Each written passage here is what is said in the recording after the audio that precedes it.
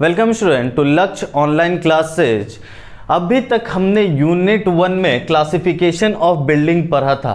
Classification हमने दो type से किया था, एक according to national building code, दूसरा है according to type of construction. ठीक है, अब हम लोग आगे बात करते हैं कंपोनेंट ऑफ बिल्डिंग। ठीक है, कंपोनेंट ऑफ बिल्डिंग में क्या क्या होता है हम बताए थे शुरू में सिलेबस में ही। कंपोनेंट हमारा दो टाइप का, ठीक है, बेसिक दो पार्ट में डिवाइडेड है, एक है सब स्ट्रक्चर, एक है सुपर स्ट्रक्चर। सब स्ट्रक्चर कौन सा? जो भी ग्राउंड लेवल के नीचे रहेगा उसको हम लोग क्या बोलेंगे? सब स्ट्रक्चर। और जो भी स्ट्रक्चर हमारा ग्राउंड फ्लोर के ऊपर होगा उसको हम लोग क्या बोलेंगे? Super structure. अब इसमें देख रहे हो कि बहुत सारा कंपोनेंट है सुपर स्ट्रक्चर में। सिल है, वॉल है, आरसीसी लिंटेल है, तुम्हारा रूफ है, टेरेस है, पैरापेट है। हर एक कंपोनेंट को हम लोग डिटेल में बात करेंगे। अभी सबसे पहले बात करना है हम लोग को सब स्ट्रक्चर में। सब स्ट्रक्चर में हमारा कौन सा कंपोनेंट मेन दिख रहा है? फाउंडेशन। और एक यहाँ पे कंपोनेंट है प्लिंथ। ठीक है, ये प्लिंथ पार्शियली आपका सब स्ट्रक्चर में भी आता है और पार्शियली हमारा सुपर स्ट्रक्चर मतलब आता है। तो कहने का मतलब है वो कंस्ट्रक्शन के तरीके के ऊपर डिपेंड करता है कि कहाँ हमारा आधा पोर्शन ग्राउंड लेवल के नीचे रहेगा, कहाँ हमारा आधा पोर्शन ग्राउंड लेवल के ऊपर रहेगा। तो अब सबसे पहला चीज जो कंपोनेंट में है हमारा वो है फाउंडेशन, जो सब स्ट्रक्चर का पार्ट है। अब हम लोग फाउंडेशन बनाते ही क्यों है? घर को फाउंडेशन का जरूरत क्यों है?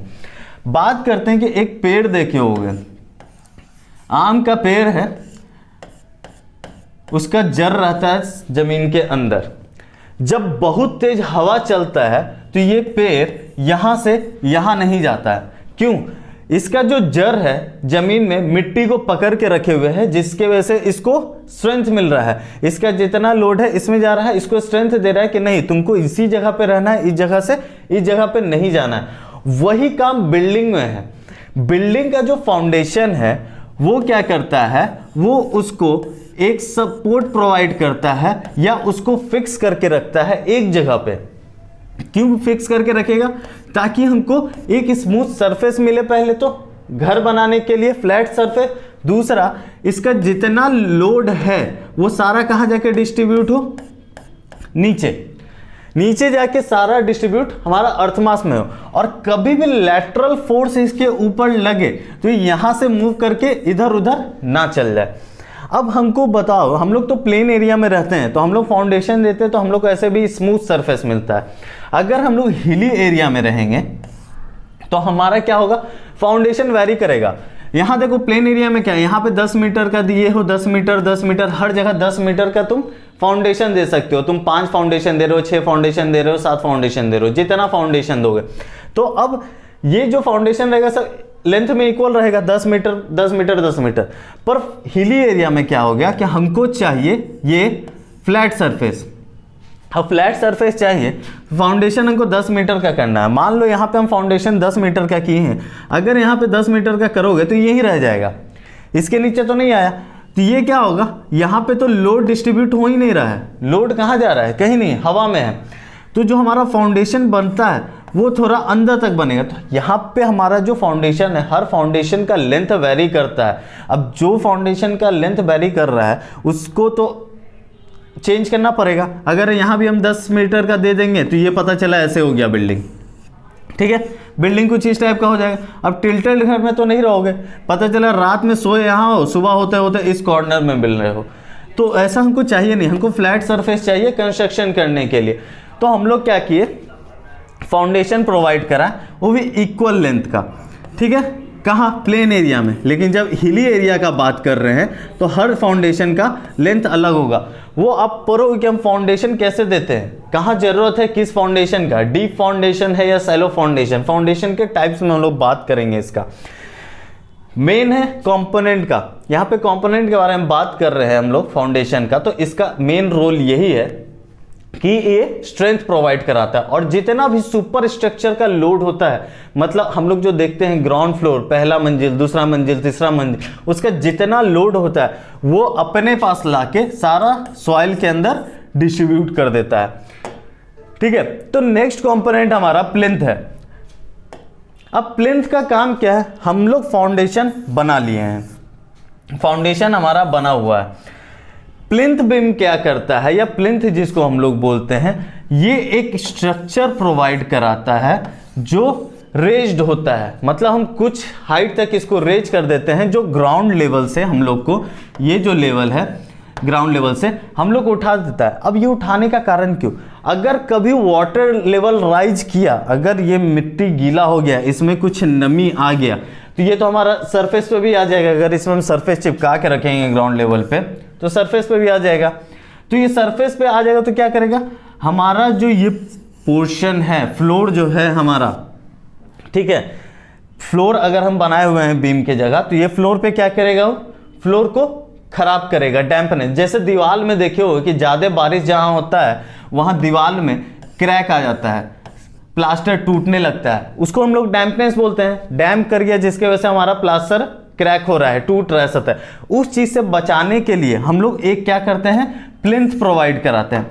प्लिंथ का काम क्या है कि हम लोग को ग्राउंड लेवल से थोड़ा सा ऊपर रेज कर देगा, और उसके बाद जो ये मिट्टी है, मिट्टी के बाद आपको कुछ हाइट दिख रहा होगा, इस हाइट में हम ऐसा मटेरियल का इस्तेमाल करेंगे जो कि वाटर को एब्जॉर्ब नहीं करेगा, मतलब कि पानी नहीं सोखेगा।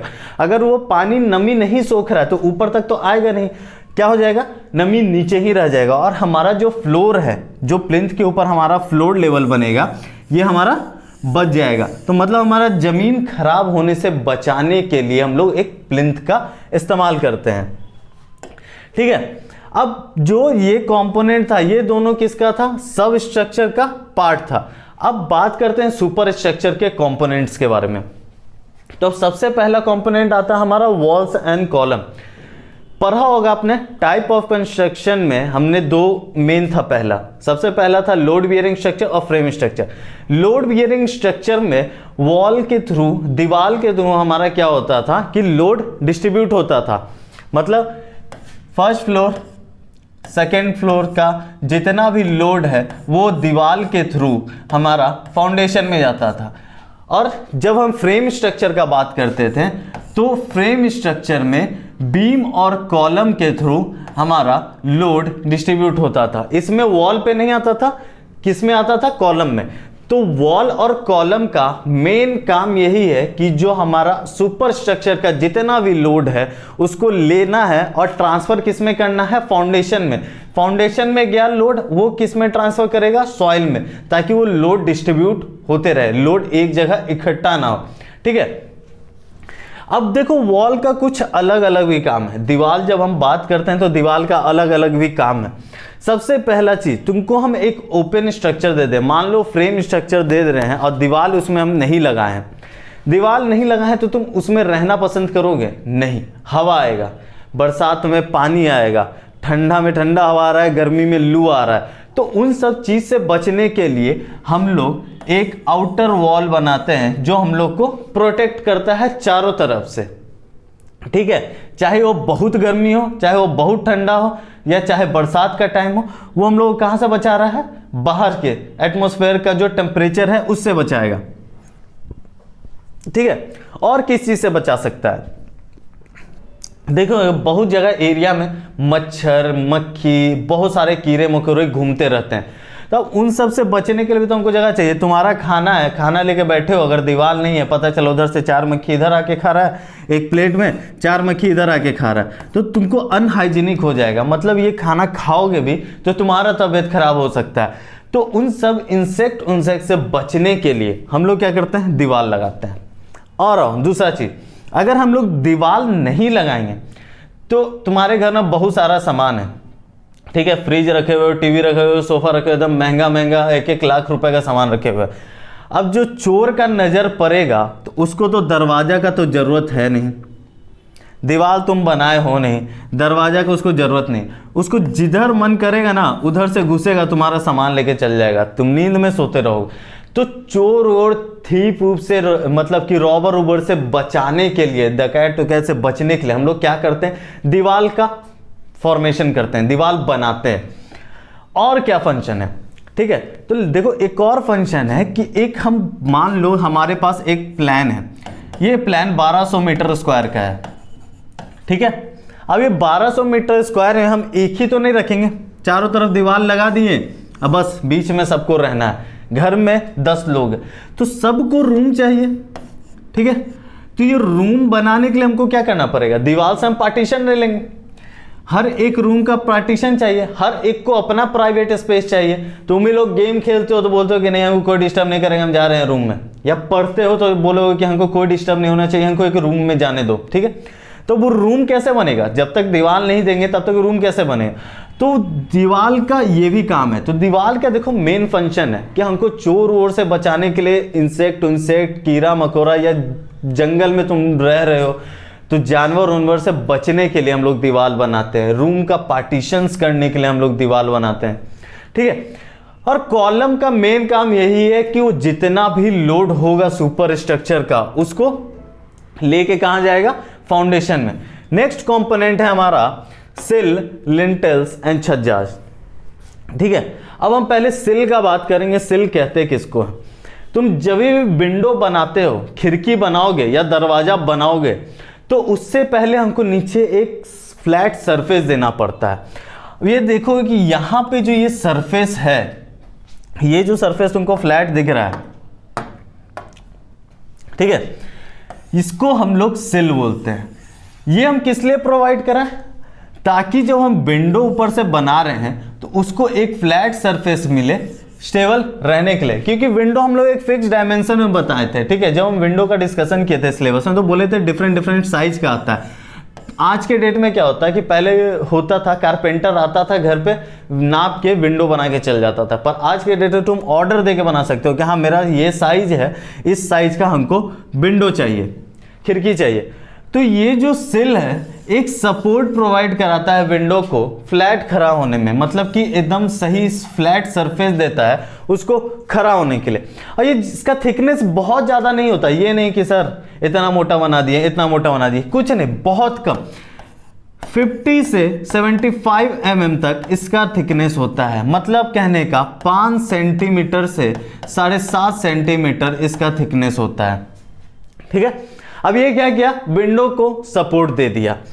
उसके बाद क्या हो गया, हम विंडो लगा दिए, इसमें खिड़की लग गया, हमारा पल्ला बन गया है, सब कुछ हो गया है इसके ऊपर। अब इसके ऊपर हम लोग लिंटल प्रोवाइड कराते हैं। लिंटल क्यों प्रोवाइड कराते हैं, देखो ये जो लिंटल हम लोग प्रोवाइड करा रहे हैं, खिड़की हो या दरवाजा, लिंटल का काम क्या है, खिड़की दरवाजा के ऊपर लोड ना आने दे। अगर लोड बियरिंग स्ट्रक्चर है, ये सिर्फ कंडीशन किसके लिए, लोड बियरिंग स्ट्रक्चर के लिए। फ्रेम स्ट्रक्चर में लोड कभी दीवार के ऊपर नहीं आता है, ठीक है। इस कंडीशन में देखोगे कि लिंटल में जब हम प्रोवाइड करवा रहे हैं तो ऊपर इसके हम क्या लगा रहे हैं, ईंटा लगाए हुए हैं। अगर हम लिंटल नहीं प्रोवाइड कराएंगे तो सारा लोड किसके ऊपर, खिड़की के ऊपर। अब खिड़की बनाने में तुम ज़्यादा पैसा खर्च तो नहीं किए, आरसीसी का खिड़की तो हम बनवाए नहीं, हम बनवाए क्या, लकड़ी का, स्टील का है, इस टाइप का, या फाइबर का। आज के देखे हुए मॉड्यूलर फाइबर टाइप का मटेरियल होता हो, ठीक है, इस चीज का बनवा दिए। तो ये तो उतना लोड सह नहीं सकता है खिड़की, तो उसके ऊपर हम क्या करते हैं कि लिंटल प्रोवाइड करा देते हैं। लिंटल किस चीज का होता है जी, आरसीसी का लिंटल होगा, ठीक है। अब ये लिंटल क्या करेगा, इस फोर्स को ट्रांसवर्सली डिस्ट्रीब्यूट कर देगा, मतलब इधर उधर इस लोड को डिस्ट्रीब्यूट कर देगा जो इसके ऊपर आ रहा है। मतलब अब इसके ऊपर जो लोड है वो क्या हो गया, 0। अब कोई लोड नहीं है खिड़की के ऊपर। तो लिंटल का मेन यही काम है कि जो खिड़की दरवाजा के ऊपर लोड आ रहा था उस लोड को क्या किए, एलिमिनेट कर दिए। कैसे एलिमिनेट किए कि अलग अलग जगह डिस्ट्रीब्यूट कर दिए, हटा दिए उसको। क्लियर है। अब देखो जो लास्ट चीज है इसमें है छज्जा है। तुम लोग देखे होगे कि छज्जा होता क्या है। देखो घर है, अलग अलग टाइप का छज्जा, हर जगह अलग छज्जा।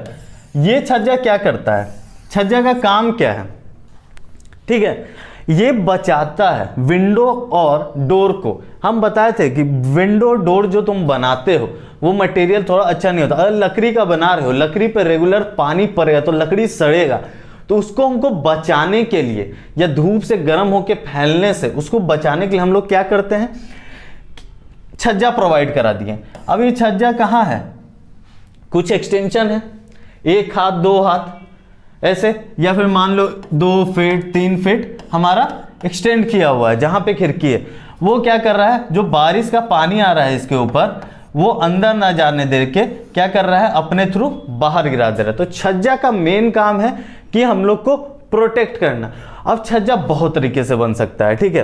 कहीं आरसीसी का छज्जा बनेगा, कहीं स्टील का छज्जा बना सकते हो। बहुत लोग को देखोगे कि करकट का छज्जा दे देता है सपोर्ट प्रोवाइड करा के, ठीक है,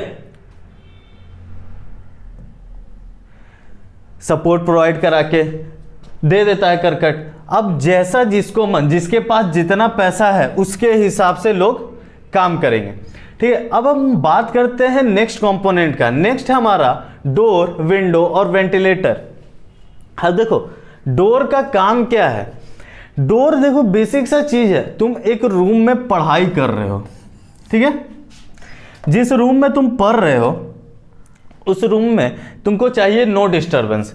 तुम क्या किए, जो दरवाजा लगा हुआ था गेट लॉक कर दिए, गेट लॉक हो गया तुम्हारा। अब तुम किसी को आने नहीं दे रहे हो, तो वो गेट का काम ये है कि तुम्हारा मर्जी है, तुम किसको आने दोगे किसको नहीं आने दोगे। वो मेरा घर है मेरा मर्जी चलेगा, या मेरा रूम है मेरा मर्जी चले। तो डोर बेसिक सा चीज है कि अलाउ करता है या डिनाई करेगा, तुम किसको आने दे रहे हो किसको नहीं आने दे रहे हो। मेन फंक्शन जो है डोर का यही है और कुछ नहीं, ठीक है। और या फिर तुम जानो डोर का फंक्शन क्या है कि एक रूम से निकल के तुमको दूसरे रूम में जाना है, उसके लिए हम लोग डोर लगाते हैं। अब दूसरे रूम में भी डोर होगा तभी ना जाओगे। अब उस रूम में जो बंदा बैठा है बोलेगा कि नहीं हम तुमको नहीं आने देंगे, फिर फायदा क्या, ठीक है।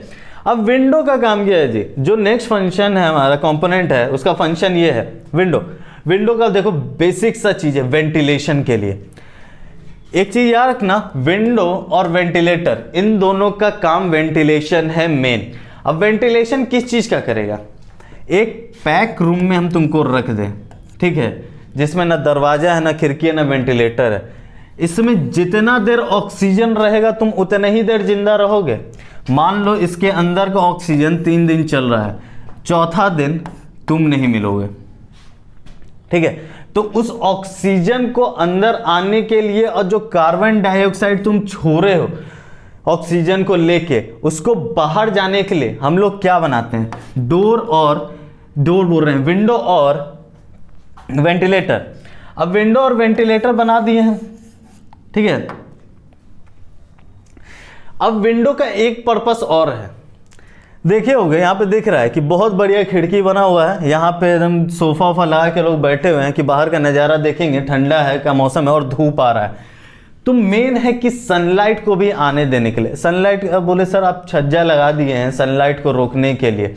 देखो हर मौसम में तुमको छज्जा का काम नहीं है, लेकिन हम लोग क्या बनाते हैं परमानेंट स्ट्रक्चर। ऐसा तो नहीं ना कि छज्जा एक बार बनाए उसको निकाल दिए फिर बोलें कि अगला सीजन आएगा तो फिर लगाएंगे, ऐसा नहीं होता। हम मटेरियल को भी बचा रहे हैं, जो खिड़की में और दरवाजा में मटेरियल लगा है उसको भी हमको बचाना है। पर अगर बात करें हम विंडो का, तो विंडो में हमको क्या चाहिए, हवा आने देना है और सनलाइट चाहिए। सनलाइट तुम कब लेते हो, विटामिन डी तुम लोग के बॉडी में बहुत एसेंशियल है, जो हड्डी का मजबूती देता है, ठीक है। तो विटामिन डी हम लोग को कहाँ से मिलता है, बेसिक सा सोर्स है सन से। अब सन से मिलता है तो थोड़ा वो तो सनलाइट खाओगे ना, तो उसके लिए हम लोग विंडो प्रोवाइड कराते हैं ताकि घर में लाइट रोशनी भी आते रहे, साथ में जो सनलाइट है उससे हम लोग को vitamin D as a source हम लोग मिलते रहे, ठीक है। तो मेन काम डोर, विंडो और वेंटिलेटर का यही है। विंडो और वेंटिलेटर का काम क्या, हवा आने देना जाने देना, सनलाइट आने देना। और जो हमारा डोर है उसका काम यह है कि किसको हम अंदर आने देंगे किसको नहीं आने देंगे। अब एक चीज देख लो, जो हमारा वेंटिलेटर है, वेंटिलेटर या तो हम रूम में ऊपर दे सकते हैं, जैसे इसमें दिख रहा होगा टिंटेड ग्लास, नया टेक्नोलॉजी है जी, मत बोलना कि सर ऐसा नहीं होता। पहले ऐसा दिखता था कि हाँ सर लाइनिंग टाइप का कोई स्ट्रक्चर है बना दी।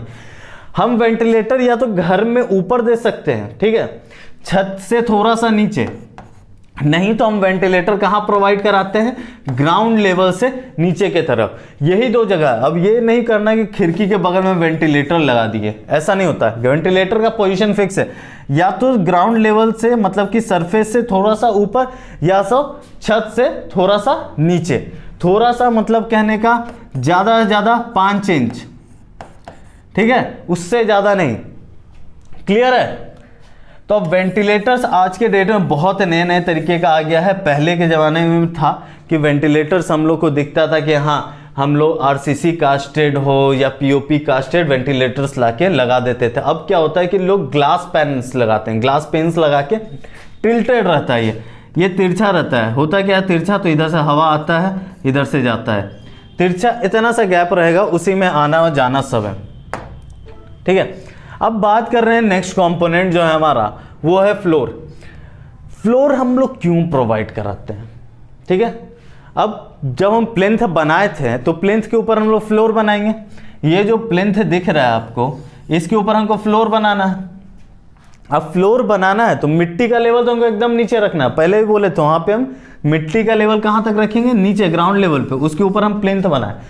अब ये काम क्या है प्लेन्थ का, हमको मॉइस्चर से बचाएगा, नीचे से जो पानी आ रहा है उससे हमको बचाना है। हम यहाँ पे ऐसा मटेरियल का इस्तेमाल करते हैं जो पानी एब्जॉर्ब नहीं करेगा, मतलब इसको भरेंगे सबसे पहले ऐसा मटेरियल से जो पानी एब्जॉर्ब नहीं करेगा। अब पानी नहीं एब्जॉर्ब करने वाला मटेरियल कौन सा, ब्रिक बैट्स, ठीक है, पत्थर, ऐसा मटेरियल इस्तेमाल करेंगे जो पानी एकदम नहीं खींचे। अब ब्रिक बैट होता क्या है, दो हम बताते हैं। ब्रिक बैट हमारा जो होता है ना, कि जब भट्टी में देखे होगे ईटा को पकाया जाता है तो भट्टी में जहाँ पे आग लगता है वहाँ पे सबसे ज़्यादा टेम्परेचर होता है, जहाँ पे आग लगाया जाता है। तो ज़्यादा टेम्परेचर होने के कारण वहाँ पे का ईटा नियर बाय का यहाँ पे आग लगाएं तो यहाँ के आसपास का जो भी ईटा रहेगा वो ज़्यादा गर्म होने के कारण क्या हो जाता है, पिघल जाता है, पिघल के अलग अलग शेप में आ जाएगा, शेप में आ जाएगा, लेकिन उसका स्ट्रेंथ सबसे ज़्यादा होता है। सारे क्लास में ए बी सी में सबसे बढ़िया क्लास का उसी में स्ट्रेंथ होता है, लेकिन उसका एक डिमेरिट है, हमको एक फिक्स शेप नहीं है, कोई ऐसे मिलेगा कोई उस तरह का मिलेगा, कोई एक सरफेस फिक्स नहीं है उसका कि कैसा हो सकता है, लेकिन उसका स्ट्रेंथ ज़्यादा है और वाटर एब्जॉर्प्शन कैपेसिटी एकदम जीरो होता है उसका, मतलब कि पानी को एकदम एब्जॉर्ब नहीं करता है। तो हम क्या करते हैं, वो मटेरियल को लेते हैं इसमें भर देते हैं, ठीक है, इसमें भर देंगे और क्या करेंगे, यहां तक लेवल फुल कर दिए। अब भर गया मेरा मटेरियल से लेवल फुल, तो उसके बाद हम लोग क्या करते हैं, एक डीपीसी प्रोवाइड कराते हैं, एक लेयर, ठीक है, जिसको हम लोग डैम प्रूफ कोर्स कहते हैं, डीपीसी।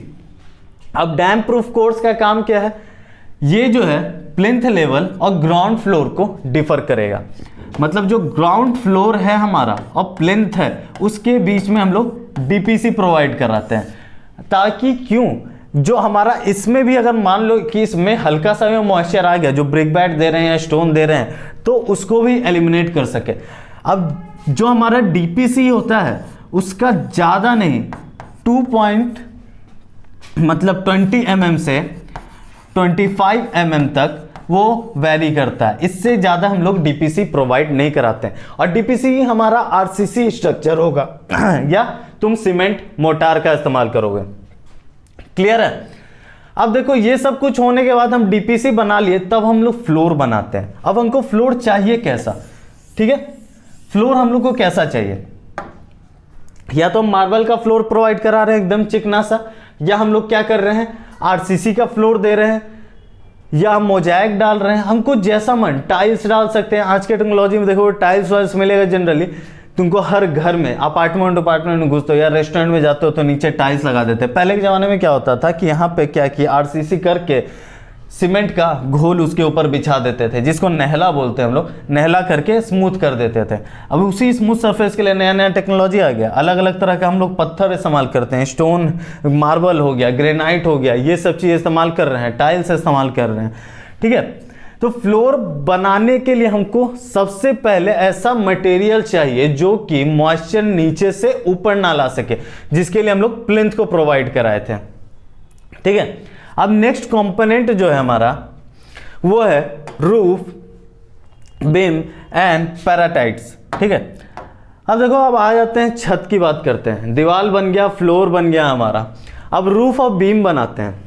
बीम तो हम बताए ही थे कि होता क्या है, जब हम फ्रेम स्ट्रक्चर में जो स्लैब का लोड होता है, मतलब जो छत का लोड होगा, उसको हम लोग किस पे लेके आते हैं, बीम के ऊपर। अब बीम पे क्या करता है, फिर वो लोड धीरे धीरे कॉलम में डिस्ट्रीब्यूट करता है। तो यहाँ पे आपको बीम दिख रहा होगा, ये हम बीम बनाए हुए हैं, ये क्या करेगा, जितना भी लोड होगा आएगा इस फ्लोर पे, जो यहाँ पे खाली जगह मिल रहा है, यहाँ पे जो हम लोग स्लैब डालेंगे, जो छत डालेंगे, इसका सारा लोड आएगा अपने ऊपर लेके जाएगा, अपने उसके बाद कॉलम में डालेगा। तो बीम का यही काम है कि स्लैब का लोड लेना है या उसके ऊपर जो भी स्ट्रक्चर बना हुआ है, मतलब 2 फ्लोर 3 फ्लोर बना हो, तो सारा लोड लेना और किस में डिस्ट्रीब्यूट करना है, कॉलम के अंदर।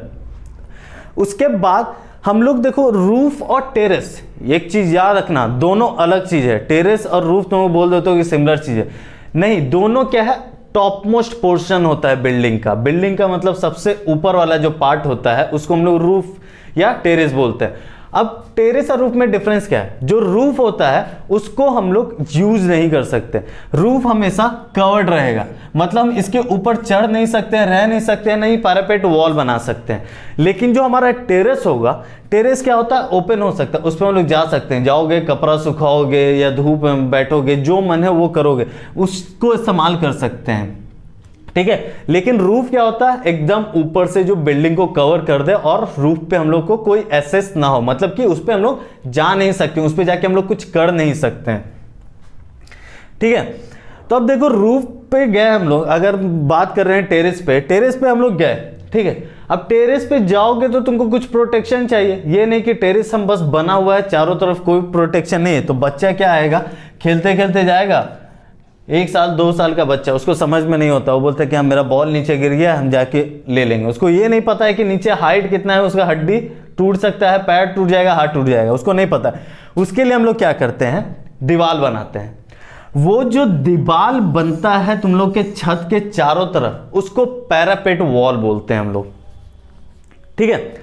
वो वेरी करता है, तुम 5 इंच का दो या 10 इंच का, 10 इंच देता नहीं है लोग, क्योंकि वो बस हम लोग किस लिए बना रहे हैं, प्रोटेक्शन के लिए बना रहे हैं, तो उसका उतना पर्पस नहीं है। अगर उसको लोड बियरिंग के लिए हम लोग बनाते तब हम 10 इंच का दे सकते थे, लेकिन हमको क्या देते हैं, 5 इंच का देते हैं, या 80 mm से वेरी करता है, 5 इंच से 80 mm के बीच में तुम्हारा वेरी करेगा कि हमको कितना उसको देना है। वो डिपेंड करता है कि तुम्हारे पास कॉस्ट ऑफ कंस्ट्रक्शन कितना है, मतलब तुम्हारे पॉकेट में पैसा कितना है जिसके ऊपर तुम बनवाओगे। नेक्स्ट कंपोनेंट है हमारा steps, stairs, lift and ramp. देखो अब बात हो गया कि घर में हम लोग फ्लोर बना लिए, जमीन बना लिए, फाउंडेशन बना लिए, सब कुछ बना लिए। अब सबसे जो लास्ट से पहले का काम है वो है कि कम्युनिकेशन। जो बताए थे तुम लोग को, 4th आप लोग का जो 5th यूनिट है कम्युनिकेशन, आपको कम्युनिकेशन करने के लिए एक फ्लोर से दूसरे फ्लोर कुछ चाहिए। मतलब कि तुम ग्राउंड फ्लोर पे रह रहे हो, तुम्हारा दोस्त 1st फ्लोर पे रहता है, तो उस फ्लोर पे जाने के लिए कुछ ना कुछ कम्युनिकेटर्स चाहिए। तो ये सारा का सारा कम्युनिकेटर्स है, स्टेप्स, स्टेयर्स, लिफ्ट और रैंप। क्या करता है, एक जगह से फ्लोर से दूसरे फ्लोर पे जाने में मदद करता है, एक सेम बिल्डिंग में, ठीक है।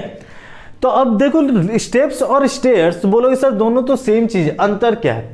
देखो स्टेप्स हम तब बोलते हैं जब उसको हम घर के बाहर प्रोवाइड करा रहे हैं। घर के बाहर तुम बहुत सारा सीढ़ी नहीं प्रोवाइड कराओगे, सीढ़ी कहाँ जगह प्रोवाइड कराओगे, लिमिटेड में, 4 5 6 7 8, मैक्स 8 10, बहुत ज़्यादा 10 में तुम एक फ्लोर तक पहुंच जाओगे, ठीक है। तो जो घर के बाहर सीढ़ी हम लोग प्रोवाइड कराते हैं उसको स्टेप्स बोलते हैं, ठीक है। लेकिन जब घर के अंदर एक फ्लोर से दूसरे फ्लोर को कनेक्ट करने के लिए सीढ़ी हम बनाएंगे तो उसको हम लोग क्या बोलेंगे, स्टेयर्स बोलते हैं। तो यही डिफरेंस है हमारा स्टेप्स और स्टेयर में, कि जो स्टेप्स होता है हमारा क्या होता है, वो घर के बाहर होता है, घर के बाहर के सीढ़ी को हम लोग क्या बोलेंगे, स्टेप्स, और घर के अंदर जो सीढ़ी होता है उसको हम लोग स्टेयर बोलते हैं, ठीक है। अब नेक्स्ट है हमारा लिफ्ट।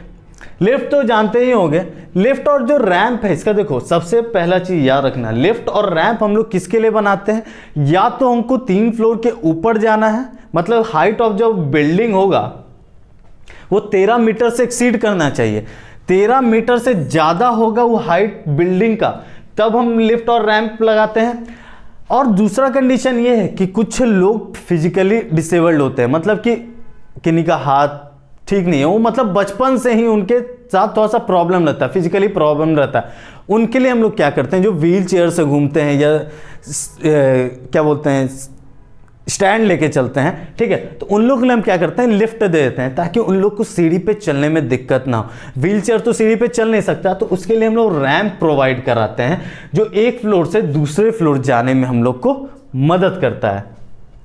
ठीक है, अब देखो ये जो कंपोनेंट है तुम्हारा स्टेप्स, एयर लिफ्ट और रैक, इसको तुम अपने मन से डिजाइन कर सकते हो कि हमको सर्कुलर देना है, क्या देना है, बहुत तरीके का होता है। जब हम लोग पढ़ेंगे स्टेयर तो हम लोग बताएंगे किस किस टाइप का स्टेयर होता है, डॉगलेग्ड होते हैं, बहुत सारा कुछ होता है। तो अब जो बात यह है कि मेन कंपोनेंट जो है हमारा सुपर स्ट्रक्चर का, अब इन सब का फंक्शन यही है कि कनेक्शन देना, एक फ्लोर से दूसरे फ्लोर को हम लोग को कनेक्शन देना। स्टेप्स में कनेक्शन कैसे आता है हमारा, ग्राउंड लेवल से हमारा ग्राउंड फ्लोर का कनेक्शन स्टेप्स के थ्रू हम लोग देते हैं।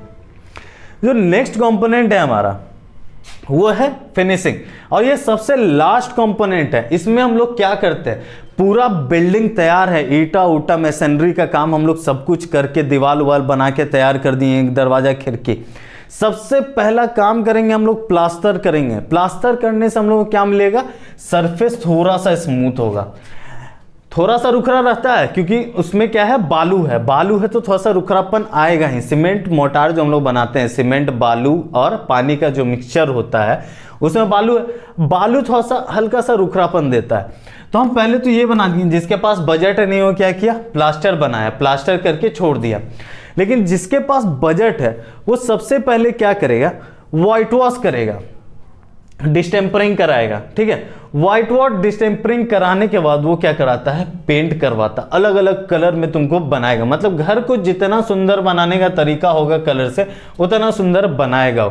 तो फिनिशिंग आप ही के ऊपर है कंपोनेंट कि आप कैसा बनवाना चाहते हैं। प्लास्टर तो कंपलसरी है, प्लास्टर नहीं रखोगे तो ईटा है, ईटा से बाहर का पानी जो होगा वो आ सकता है। तो प्लास्टर के बाद जो भी हम लोग करवाते हैं वो आपके मर्जी के ऊपर है, डिस्टेम्पर जिसको करवाना है करवाता है, नहीं करवाना नहीं करवाता है। लेकिन वही है, जब तक प्लास्टर नहीं तब तक हम लोग कुछ नहीं। प्लास्टर करवाने के बाद हम लोग व्हाइट कोट करवाते हैं, डिस्टेम्पर करवाते हैं, पेंट करवाते हैं, जिसको जैसा अच्छा लगता हो।